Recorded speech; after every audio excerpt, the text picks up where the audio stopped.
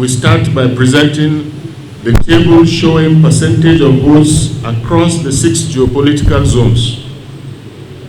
Northwest cast their votes for the president-elect a total number of 2,652,235 votes, which accounts for 30% of the total votes cast for the president-elect.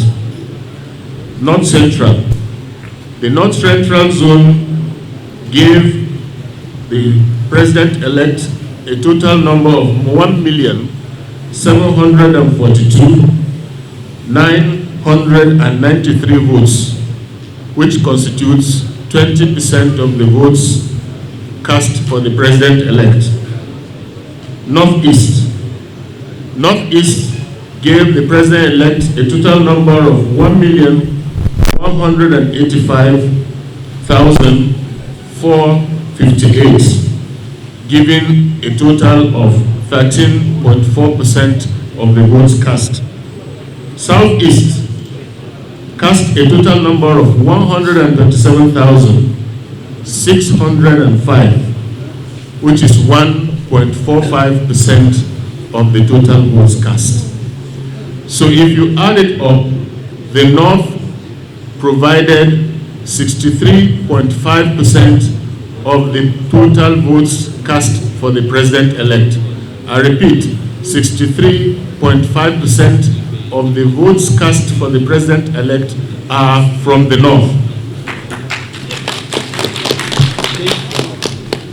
So based on the contributions of the North in the just concluded general elections, as evidenced in the table above, that's the votes I've enumerated, the round table, which drew participation from all the 19 northern states, concluded that the progress, transformation, and development of the region is hinged on the stake in government, particularly access to political, economic incentives and opportunities, and therefore demands as follows.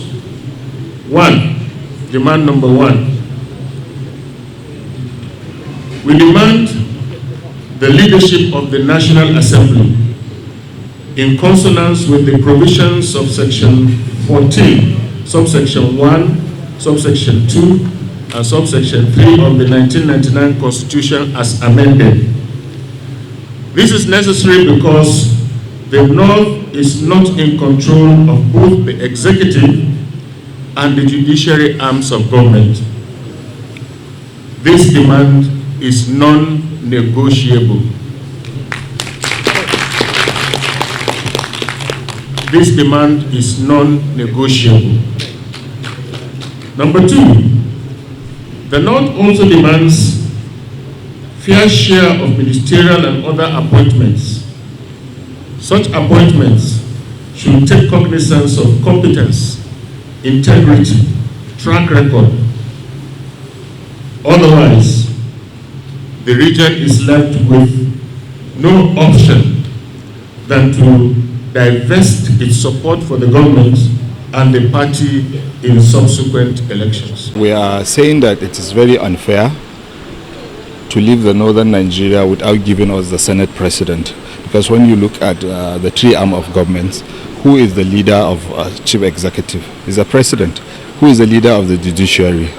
The chief of justice. And who is the leader of legislature? The Senate president is the leader of the National Assembly. So what we are calling for the president-elect and the party is to consider the North, because we have contributed almost 60-something% to make President Asiwaju as the president of the country. So this is our demand, this is our position.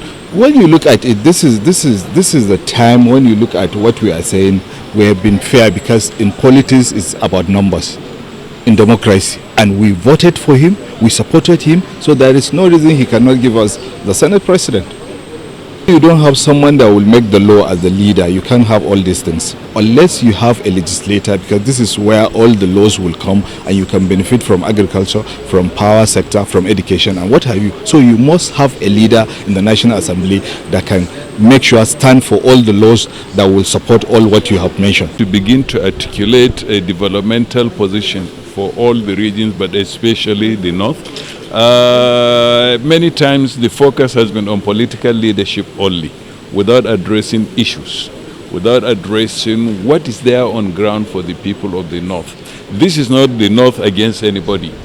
This is the North for Nigeria. Within the context of Nigeria, what is our stake? Within the context of Nigeria, what is our contribution? And what is our investment, and what do we stand to gain from that? And that is what this roundtable is all about. And that's why it has brought political leaders, it has brought those of us who are researchers and scholars, it has brought those into elective offices and so on to chart a future.